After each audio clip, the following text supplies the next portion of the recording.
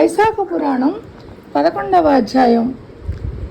రతి దుఃఖము దేవతల ఊరడింపు. నారద మహర్షి అంబరీష మహారాజునకు వైశాఖ మహత్యమును వివరించుచు ఇట్లనియే. మిథిలాపతికి శృతకీర్తి శృతదేవుని ముక్కంటి కంటి మంటకు ఎరైన మన్మధుని జన్మ ఎట్టిది.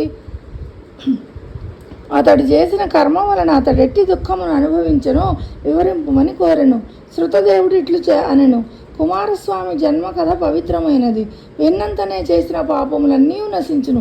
కీర్తిని పుత్రులను కలిగించును. ధర్మ బుద్ధిని కలిగించును. సర్వ రోగములను హరించును. అట్టి మహత్తరమైన కథ చెప్పుచున్నాను, సావధానముగా విను.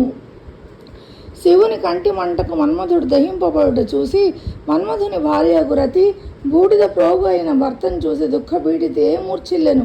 ముహూర్త కాలమునకు తెప్పరిల్లి బహు విధములుగా దుఃఖించెను. ఆమె దుఃఖమును చూసువారికి దుఃఖమును కలిగించుచుండెను. ఆమె తన భర్తతో సహగమనం చేయవలనని తలచెను. అందులకై తగిన ఏర్పాట్లను చేయుటకు తగిన భర్తకు మిత్రుడకు వసంతుని తలచెను. వీరపత్నికు ఆమె కోరిక ప్రకారం చితిని ఏర్పరచుటకై వసంతుడు అతడకు వచ్చెను. మిత్రుని దుర్మరణమునకు మిత్రుని భార్య దురవస్థకు విచారించుచున్న వసంతుడు రతీదేవిని ఊరడించుచు ఇట్లనెను. అమ్మా, నేను నీ పుత్రుని వంటి వాడను.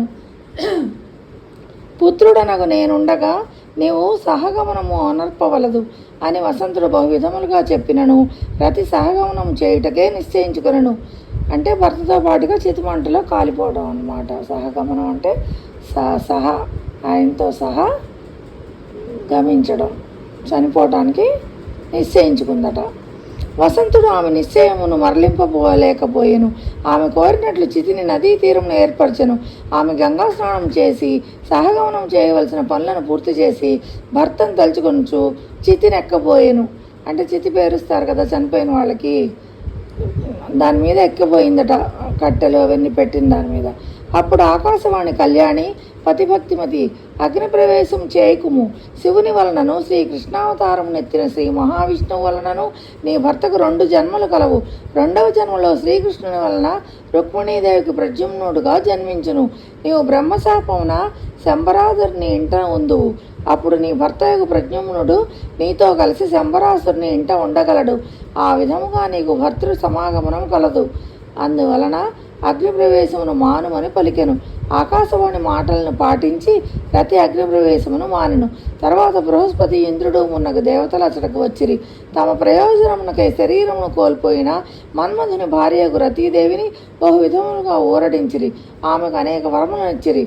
శివుని కంటి మంటలో దహింపబడి శరీరము లేనివాడై అనంగుడని పేరును మన్మధుడు పొందును.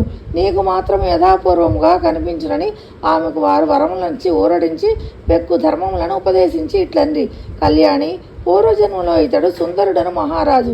అప్పుడును నీవే ఇతని భార్యవు. అప్పుడు రజోదోషము నందినను ఆ ధర్మములను పాటింపకపోవటచే నీకు ఇప్పుడు ఈ స్థితి వచ్చినది. కావున వైశాఖ మాసమున గంగా స్నానం చేయుచు వైశాఖ వ్రతము ఆచరింపుము. పూర్వజన్మలో నీవు చేసిన దోషములకు ప్రాయశ్చిత్తమును ప్రాతకాలమున గంగా స్నానం చేసి శ్రీ మహావిష్ణువుని అర్చింపము. పూజానంతరము విష్ణు కథాశ్రవణము చేయము.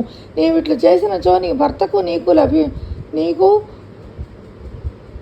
నీవిట్లు చేసినచో నీ భర్త నీకు లభించును అని రతికి అసూన్య శయన వ్రతమును ఆచరించే విధానమును చెప్పి దేవతలు వెళ్ళిరి. రతీదేవి అతి కష్టముపై దుఃఖమును మింగి సూర్యుడు మేషరాశిలో ఉండగా వైశాఖ మాసమున వైశాఖ వ్రతమును ఆచరించుచు అసూన్య శయనమును వ్రతమును చేసెను. ఆ వ్రత ప్రభావం వలన ఆమె భర్తయగు మన్మధుడు కంటికి కనిపించెను. ఆమెతో యథాపూర్వకముగా సుఖించుచుండెను. మన్మధుడు పూర్వజన్మలో సుందరుడను మహారాజుగా ఉండెను. అప్పుడు అతడు వైశాఖ వ్రతము చేయలేదు, వైశాఖ దానములను కూడా చేయలేదు. అందుచే ఇతడు శ్రీ మహావిష్ణువు కుమారుడైనను శివుని కోపాగ్నిచే శరీరమును పోగొట్టుకును.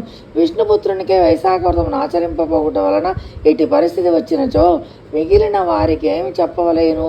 కావున ఇహలోక సుఖములను ఆశించి వారందరూ తప్పక వైశాఖ వ్రతమును ఆచరింపవలేను సుమా.